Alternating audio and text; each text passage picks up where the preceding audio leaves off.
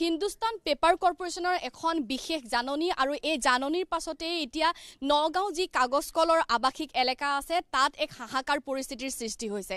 আৰু এটি গৃহ বা এখন ঘৰ সকলোৰ বাবে খুবেই প্ৰয়োজন আৰু সেই ঘৰখন যদি হঠাৎ নোহোৱা হোৱাৰ উপক্ৰম হয় বা হঠাৎ নোহোৱা হয় তেনেহলে প্ৰতিটো পৰিয়াললৈ কি ভয়াবহ এক পৰিস্থিতি আহিব পাৰে সেয়া সকলোৱে অনুমেয় তেনে এক সংকাত এতিয়া আশংকাত ভুগিছে যে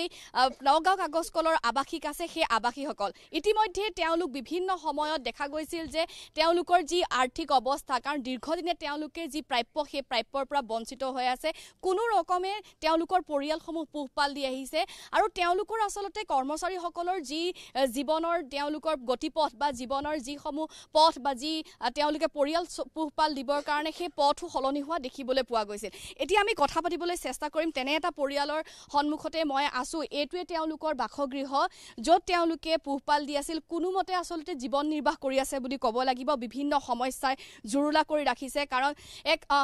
সংকটপূৰ্ণ অৱস্থাত যিহেতু যি নগাঁও কাগজ কল সেই নগাঁও কাগজ কল এতিয়াও আছে পুনৰুজ্জীৱিত প্ৰসংগক লৈ এতিয়াও কোনো ধৰণৰ সিদ্ধান্ত হোৱা নাই নিলাম হ'ব নেকি নহয় সেয়াও কোনো সিদ্ধান্ত হোৱা নাই তেনে এক দুমুজাৰ মাজতে তেওঁলোকৰ ওপৰত আন এক জাননী জাপি দিয়া হৈছে যে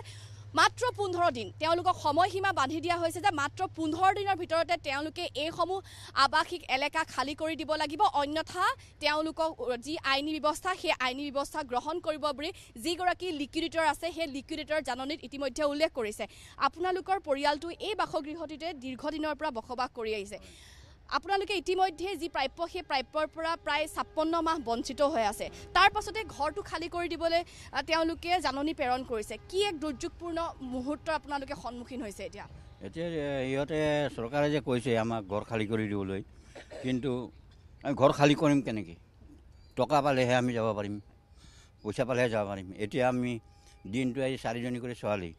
মই পালি আছোঁ এই কল বিক্ৰী কৰোঁ কিবা বিক্ৰী কৰোঁ সেনেকৈ বিক্ৰী কৰি চলি আছোঁ তাৰ ভিতৰত যদি আমাক খালী কৰিবলৈ দিয়ে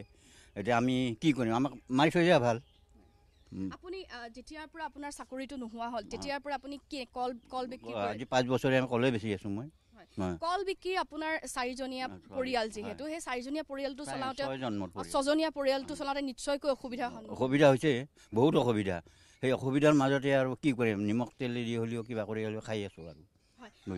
আপোনালোকক মই দেখুৱাব বিচাৰিছোঁ যে তেওঁ এসময়ত যি নগাঁও কাগজ কল আছিল সেই নগাঁও কাগজ কলৰ কৰ্মচাৰী আছিল কিন্তু হঠাৎ যেতিয়া কাগজ কলটো বন্ধ হৈ গ'ল তাৰ পাছতে তেওঁৰ যি জীৱনৰ গতিপথ সেয়া সলনি হৈ গ'ল তেওঁ এতিয়া কল বেপাৰ কৰি কল বিক্ৰী কৰি তেওঁ যি 6জনীয়া পৰিয়ালটো সেই 6জনীয়া পৰিয়ালটো চলাই আহিছে আৰু এয়া কিমান আচলতে এক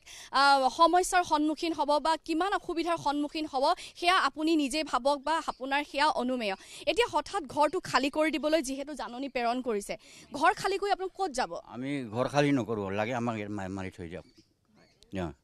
মাৰি থৈ যাওক আমি ঘৰ খালী কৰিম আমাক টকা দিয়ক আমি যাম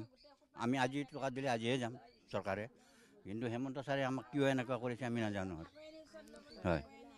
প্ৰত্যেক দিনাখনে যেহেতু লকডাউনৰ সময় চলি আছিল কিছু শিথিল কৰিছে সেই লকডাউনৰ সময়ত যেহেতু আপোনাৰ বেপাৰো নিশ্চয়কৈ বন্ধ হৈছে কেনেকৈ চলাইছিল পৰিয়ালটো বহুত কষ্টত চলি আছোঁ আৰু কি কৰিব আৰু উপায়টো নাই আপোনাৰ ছোৱালীকেইজনী পঢ়ি আছে নে এজনী BA পঢ়ি আছে এজনী পঢ়া শুনাত বা তেওঁৰ মেট্ৰিক যিহেতু দিছে দিবনে দিলে বেয়া হৈছে যিহেতু মেট্ৰিক দিছে বা আপোনাৰ কলেজতো পঢ়ি থকা এগৰাকী ছোৱালী আছে তেওঁলোকৰ পঢ়া শুনাত কেনেধৰণৰ প্ৰভাৱ পৰিছে প্ৰভাৱ পৰিছে এতিয়া টকা পইচা নাই কেনেকৈ পঢ়াম টকা পইচাহে কাম দিব টকা পইচা নহ'লে এতিয়া গাড়ী ভাড়া অহা যোৱা 40 টকা লাগে খোৱা লাগিলে আকৌ 40 টকা ক'ৰ পৰা দিম ডেইলি 100 টকা লাগে হয় এতিয়া তেওঁলোক আচলতে বিবুদ্ধিত পৰিছে আচলতে তেওঁলোকৰ সন্মুখত যি পৰিৱেশ একেবাৰে ধুঁৱলি কুঁৱলি বুলি ক'ব লাগিব কাৰণ তেওঁলোক ক'ত যাব এই ঠিকনাৰ বাহিৰে তেওঁলোকৰ ওচৰত অন্য ঠিকনা নাই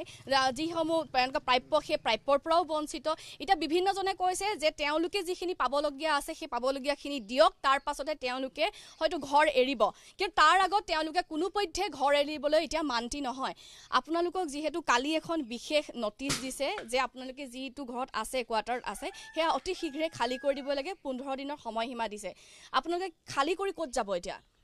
আমিতো কোৱাৰ্টাৰ খালী নকৰোঁ কিহৰ কাৰণে নকৰোঁ আমাৰ যিখিনি মানুহকেইজনে কষ্ট কৰি থৈ দিয়া ধন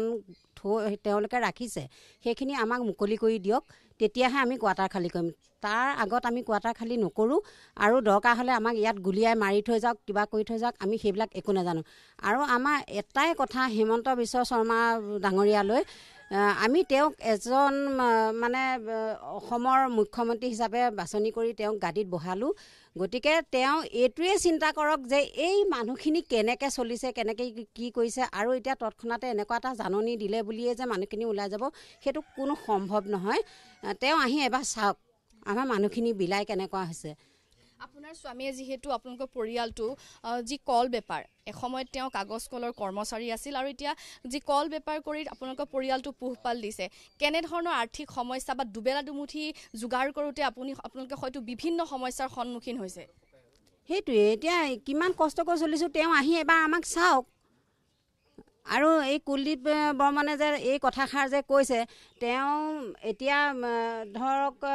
একে AC ৰুমত বহি পেলাই ইমান ডাঙৰ ডাঙৰ কথা কৈছে, আহি পেলাই এবাৰ আমাৰ কলনীখনত তেওঁ পাকটো মাৰকচোন, আমাৰ মানুহখিনি কেনেকুৱা বিলাই হৈছে চাই যাওক, হয়নে? আপোনালোকে কিমান দিন এই আৱাসিক এলেকাত আছে? আমি ইয়াতে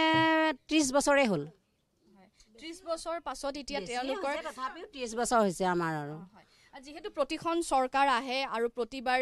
নিৰ্বাচন আহে, প্ৰতিশ্ৰুতি কিন্তু সকলোৱে দিয়ে যে কাগজ কল পুনৰুজ্জীৱিত হ'ব। কিন্তু এতিয়া আৰু এখন জাননীৰ কথাও উল্লেখ কৰিছিলে যে তেওঁলোকে APDCLৰ ফালৰ পৰা আপোনালোকৰ ইয়াত বিদ্যুৎ সেৱাও কৰ্তন কৰিব, য'ত বহুত বিল পৰিশোধ কৰিব লগা আছে। সেই বিষয়ে জাননী দিছেনে আপোনালোকক? সেই বিষয়টো একো জাননী দিয়া নাই। আৰু এটা কথা কওঁ, এইখিনিতে আমি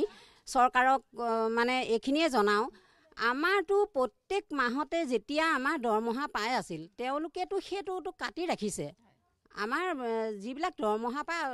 মানে লাইনৰ বিল কাটি ৰাখে, তেওঁলোকে ইমান দিনে সেই দৰমহাবিলাক কৰ্তনবিলাক ক'ত কি কৰিলে? হে, এতিয়া যে আমাক যে তৎক্ষণাতে যে লাইনৰ বিল দিয়া নাই বুলি পেলাই তৎক্ষণাতে লাইনৰ হেৰিবিলাক কাটি দিব, পানী কাটি দিব, ঘৰৰ পৰা উলিয়াই দিব, সেনেকৈ কৰিলে কি আমি যাম নেকি? এতিয়া এইখিনিতে মই এটা কথা আপোনাক সুধিব বিচাৰিছোঁ, যদি আপোনালোকক 56 মাহৰ যি প্ৰাপ্য আছে, যি দৰমহা আছে, সেয়া যদি দিয়ে, তাৰ পাছত যদি কয় যে ঘৰটো খালী কৰি দিয়ক, তেতিয়া আপোনালোক মান্তি হ'বনে? তেতিয়া মান্তি হ'ম। আমাক গোটেইখিনি ক্লিয়াৰ কৰক। কাৰণ আমাৰ মানুহকেইজনে আমাৰ বুলি নহয়, আমাৰ গোটেই কলনী এৰিয়াৰ যিমানখিনি পৰিয়াল আছে, তেওঁলোকে যেনেকৈ মূৰৰ ঘাম মাটিত পেলাই তেওঁলোকক পেপাৰ দি থৈ দিছিলে, এতিয়া সেই পেপাৰৰ মূল্যখিনি আমাক দিয়ক, তেতিয়াহে আমি ইয়াৰ পৰা যাম। আৰু নিশ্চয়কৈ তেওঁলোকে এই কথাটো উল্লেখ কৰিছে যে তেওঁলোকে আৱাসিক এলেকাৰ খালী কৰাৰ যি জাননী প্ৰেৰণ কৰিছে সেয়া খালী কৰিব, কিন্তু তাৰ বাবে তেওঁলোকে যি পাবলগীয়া আছে 56 মাহে বিগত তেওঁলোকে দৰমহা পোৱা নাই, যিখিনি প্ৰাপ্য আছে পোৱা নাই, সেই প্ৰাপ্যৰ প্ৰথমতে ঘূৰাই দিব লাগিব। তাৰ পাছতহে তেওঁলোকে যি 35 বছৰ দিন এই আৱাসিক এলেকাত যিহেতু তেওঁলোকে বাস কৰি আহিছে, সেই আৱাসিক এলেকা খালী কৰি দিবলৈ মান্তি হ'ব। কিন্তু এতিয়া কথাটো হৈছে যে যি 56 মাহৰ প্ৰাপ্য ঘূৰাই দিব নে নিদিয়ে, নে তাৰ পূৰ্বে তেওঁলোকক এই আৱাসিক এলেকা এৰি যাবলৈ বাধ্য কৰিব, সেয়া সময়ত লক্ষণীয় হ'ব। কিন্তু এয়া নিশ্চিত যে এই সমূহ কলনীবাসীয়ে যে বিভিন্ন দুৰ্যোগৰ সন্মুখীন হৈছে, বিশেষকৈ লকডাউনৰ সময়, কৰোণা মহামাৰীৰ সময়, কিছু শিথিলতা আহিলেও কিন্তু এতিয়াও যি পূৰ্বৰ জীৱন যাপনৰ প্ৰণালী আছিলে সেয়া এতিয়াও আচলতে সুস্থ হৈ উঠা নাই। তাৰ বাবে কোনোৱে যদি ৰিক্সা চলাইছে, ইয়াৰ কৰ্মচাৰীয়ে কোনোৱে কল বেপাৰ কৰিছে, কোনোবাই যদি ঠেলা চলাইছে, বিভিন্ন পন্থা অৱলম্বন কৰিবলৈ বাধ্য হৈছে। কিন্তু তাৰ পাছতো যি হিন্দুস্তান পেপাৰ কৰ্পৰেশ্যন লিমিটেড, তেওঁলোকৰ এখন বিশেষ জাননী যে 15 দিনৰ ভিতৰতে তেওঁলোকে ঘৰ খালী কৰি দিব লাগিব। এয়া আচলতে কিমান দূৰ শুদ্ধ হৈছে বা কিমান তেওঁলোকে এই কথাটো কাৰ্যকৰী কৰিব পাৰিব, সেয়া সময়ত লক্ষণীয় হ'ব।